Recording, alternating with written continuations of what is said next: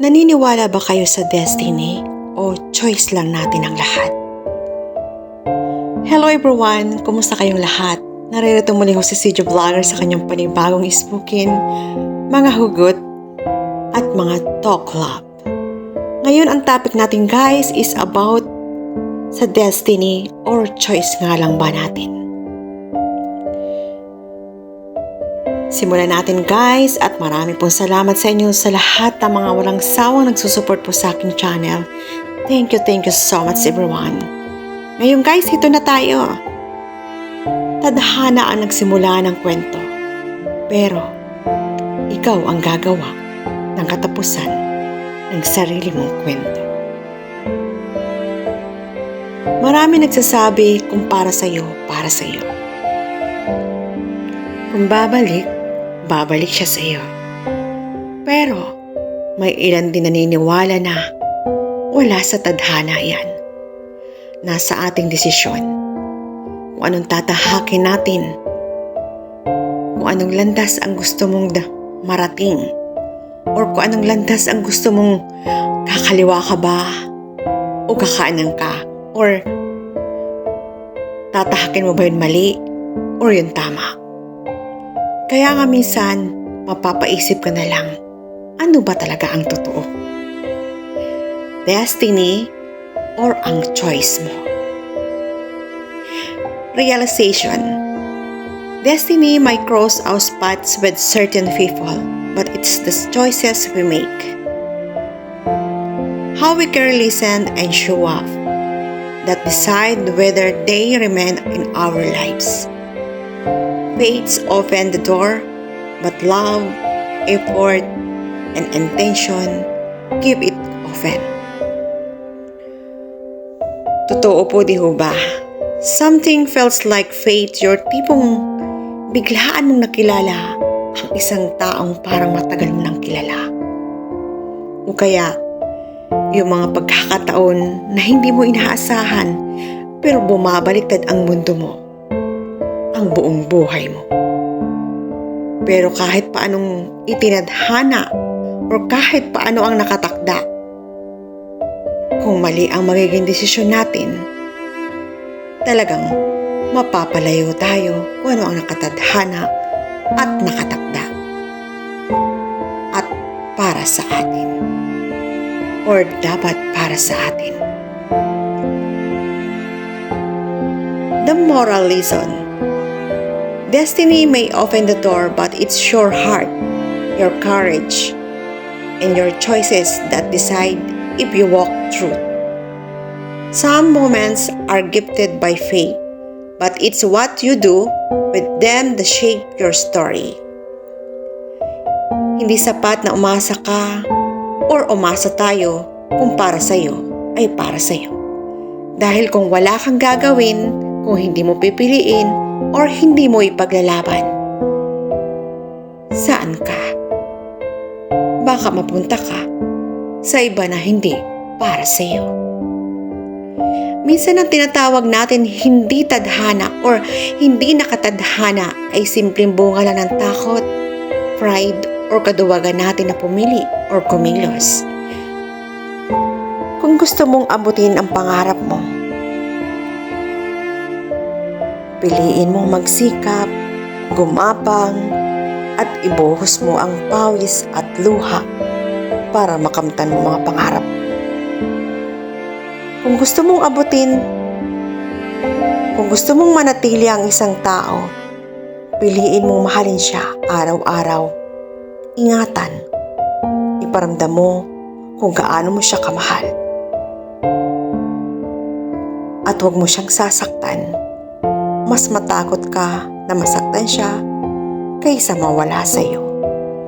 Dahil ang taong nagmamahal sa iyo, nawawala pag paulit-ulit na nasasaktan. At kung gustong mapunta sa tamang landas, piliin mong ayusin ang iyong bawat hakbang. At isang direksyon lang ang dapat mong tatahakin. Matuto kang makinig. Matuto kang makiramdam. Dahil ang relasyon nagiging maayos kung pareho niyong gusto itong maging maayos at tahimik. Guys, ano nga ho ba talagang dapat? Ang destiny natin o ang choices natin o ang choice natin? Saan ba talaga tayo? Yung nakatadhana o itinadhana? Napakahirap pong i-explain, right? Para po sa akin ha, my own opinion, ang destiny ay nakatalaga na talaga para sa atin. Bago pa ho tayong ipinanganak, may nakalaan na o nakaguhit na sa kapalaran natin kung ano ang tatahakin natin na buhay. At kung saan tayo mapapabuti or mapapasama, or kung susundin natin or hindi natin susundin. Di ho ba guys? Pero, pwede hong mabago yun. Pwede niyong baguhin ang tinatahak niyo. Or pwede niyong baguhin ang nakalaan or nakatadhana at nakaguhit na ho sa atin. Dahil sabi nga po, tayo ang gumagawa ng ating kapalaran na kahit nakaguhit na sa atin yan, pwede pa ho natin baguhin ang lahat. Parang yung pong sinabi na pinanganak tayong mahirap. Papayag ho ba kayo na habang buhay na lang kayong nasa lupa? Or nakaapak tayo sa lusak? Or gumagapang tayo sa kahirapan? Papayag ho ba kayong habang buhay na buhay sa ibabaw ng lupa na mahirap lang tayo? Na tinatawag na isang kahig, isang tuka. I think no, di ho ba? Lahat ho tayo may pangarap. May mga pangarap na gustong abutin. Yun na nga po yung sinasabi ko po sa inyo, yung choices ho natin. Yung nakalaan para sa'yo o nakatadhana para sa'yo o pipiliin mong baguhin kung anong nakatalaga para sa'yo. Ang masasabi ko lang po, ang i-example ko po dito is about sa isang relasyon. Dahil po ang topic po natin, destiny or choice or choices mo. Dahil po ako'y about love ang ating topic, i-example ko po dito is about for love. Kapag po ba tayo nagmahal ng isang tao, papayag ba ho kayong masaktan? Or papayag kayo yun mamahalin nyo, may isa nang minamahal or may nakatalaga na para sa kanya? Ba't mahal mo pa rin siya? Anong pipiliin mo? Yung nakatakda sa'yo, yung lalaki na yun na may asawa? Or babaguhin mo na ikaw ang pipili ng para sa'yo? Or gusto mong manatili dun sa destiny na sinasabi? Or babaguhin mo ang nakatalaga para sa'yo? Dahil alam mo, sa huli, ikaw ang masasaktan. Ikaw ang luhaan. At ikaw ang maiiwan. Dahil hindi mo sigurado sa huli, ikaw ang pipiliin niya. Hindi mo pa rin sigurado sa huli na kaya kanyang ipaglaban. Tatanungin ko kayo. Dumating na sa iyo ang destiny na yon, pero alam mong mali. Alam mong meron na siyang titulo or meron na siyang asawa. Pipiliin mo pa rin ba yung destiny na yun? Or babaguhin mo yung nakatalaga para sa iyo o nakatakda para sa iyo? Dahil gusto mong mapabuti at gusto mong maramdaman na maging masaya ka para sa taong minamahal mo. Minsan ho, napakahirap sagutin ang lahat na nangyayari sa atin. Napakahirap. Ano ba talaga ang tama? Yun, mamahalin ka ng buong buo, ngunit may kahati ka.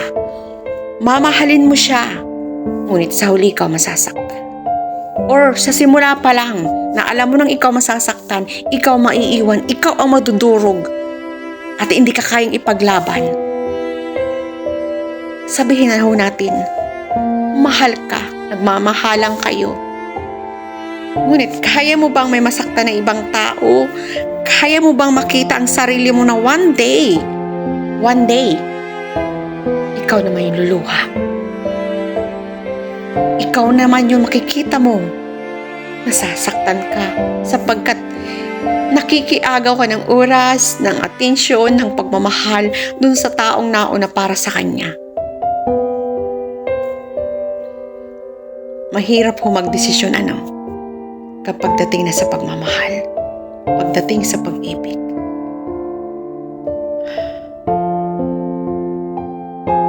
Pero para po sa akin, kunting advice lang po. Kung sino po ang nakakaranas or makakarelate ng ganitong topic about love, yung choices po ang piliin natin. Or yung choice ang pipiliin natin. Huwag kayong mag-stay sa isang tao na alam mong one day, ikaw ang maiiwan, ikaw masasaktan, ikaw ang durog na maiiwan. Piliin niyo po yung choice na ikaw, na hindi ka masasaktan sa huli. Sabihin na po natin pumasok tayo doon sa destiny natin. Ba't gusto mong makawala? Gusto mong baguhin?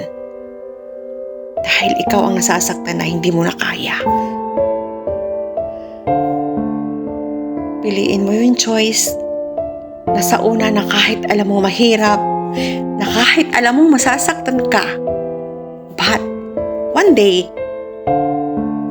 hihilom at gagaling ang sugat na yan. Tama ho ba ako? Para po sa akin, pipiliin ko ang buhay na hindi ako masasaktan at hindi ako magiging mahihirapan. Or babaguhin ko ang nakatakda para sa akin na alam kong hindi maganda or may mangyayari pang sa mga pangarap ko sa buhay. Paano guys? Sana po may maunawaan kayo sa ating konting topic. I know, pigmix ko to na ang about sa topic natin, about love at sa mga personal na nangyayari po sa atin. Kaya, sana guys, may maunawaan kayo at maraming po salamat sa lahat ng mga nagsusupport sa akin channel. Thank you everyone and God bless po. Saan man po kayo ng panig ng mundo, mag-iingat po kayo. I love you guys! I love you!